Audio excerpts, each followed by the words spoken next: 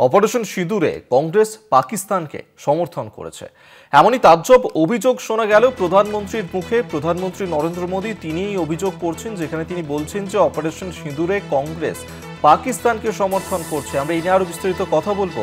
সরাসরি news room থেকে আমাদের সঙ্গে রয়েছেন আমাদের পলিটিক্যাল এডিটর আশিস চট্টোপাধ্যায়। আশিসদা, এই অপারেশন সিঁদুর নিয়ে পাকিস্তানের সমর্থন করছে কংগ্রেস, এই যে অভিযোগ করলেন প্রধানমন্ত্রী নরেন্দ্র মোদী, কেন তার এই অভিযোগ?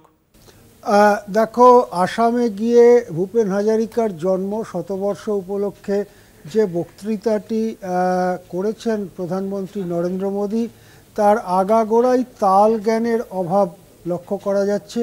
বলা যেতে পারে তাল কেটে গেলে যেমন মানে কোনো গান বা কোনো সঙ্গীত শুনতে আর ভালো লাগে না, প্রধানমন্ত্রীর বক্তৃতাও খানিকটা সেই রকম হয়ে দাঁড়িয়েছে। জানি না কেন তার মনের মধ্যে সুর তাল কেটে গিয়েছিল, তাই অবাস্তব অদ্ভুত ধরনের কতগুলো অভিযোগ তিনি করেছেন। তার মধ্যে অন্যতম অবশ্য অপারেশন সিঁদুর নিয়ে। অপারেশন সিঁদুর নিয়ে তার অভিযোগ যে পাকিস্তানকে সমর্থন করেছিল কংগ্রেস, এটার সঙ্গে সত্যতার যে কোনো যোগাযোগ নেই, সেটা প্রধানমন্ত্রী পরে হয়তো ভেবেছেন। যখন বিমানে করে দিল্লি ফিরে যাচ্ছেন তখন হয়তো তার আফসোসও হয়েছে যে এইরকম একটা কথা আমি বলে ফেললাম প্রধানমন্ত্রী হয়ে। তার কারণ অপারেশন সিঁদুরের সময় সরকারকে সব দল সমর্থন জানিয়েছিল, অবাধ সমর্থন জানিয়েছিল, শর্তহীন সমর্থন জানিয়েছিল।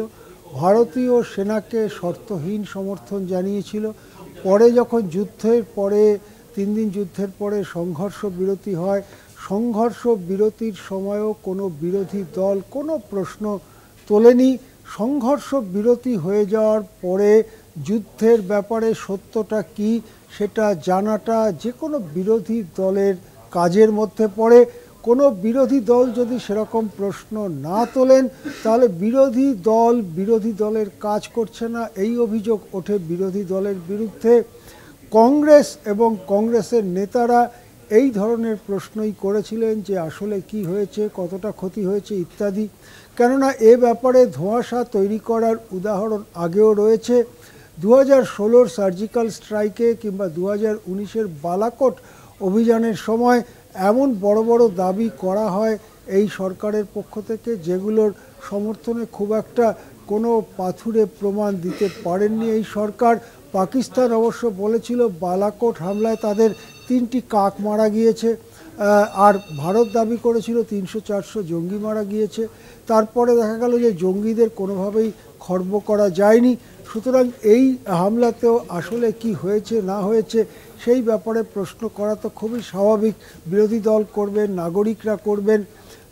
সেই ব্যাপারে প্রশ্ন করবার জন্য যদি বিরোধীদেরকে পাকিস্তানের সমর্থক বলে বলতে হয় প্রধানমন্ত্রীকে, তাহলে সেই প্রধানমন্ত্রীর মানে তাল জ্ঞান এখনও কতটা ঠিক আছে, কদিন বাদেই 75 বছর বয়স হবে, সেটা নিয়ে অবশ্যই প্রশ্ন তোলা যেতে পারে।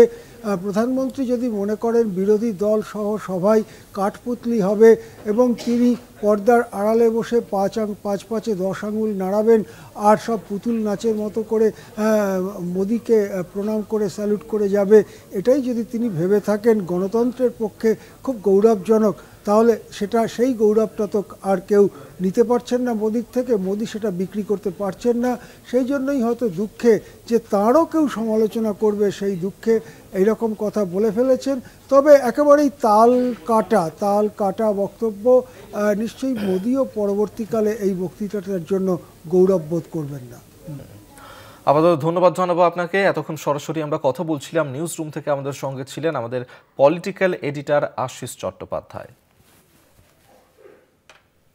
कांग्रेस अपनी राजनीति के लिए हर ऐसे व्यक्ति, हर ऐसे विचार के साथ खड़ी होती है जो भारत विरोधी हो।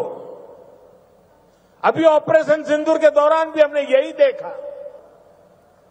कांग्रेस के लोग हमारी सेना के बजाय आतंकियों को पालने वालों के एजेंडे को आगे बढ़ाते हैं। पाकिस्तान का झूठ कांग्रेस का एजेंडा बन जाता है। इसलिए आपको कांग्रेस से हमेशा सतर्क रहना है।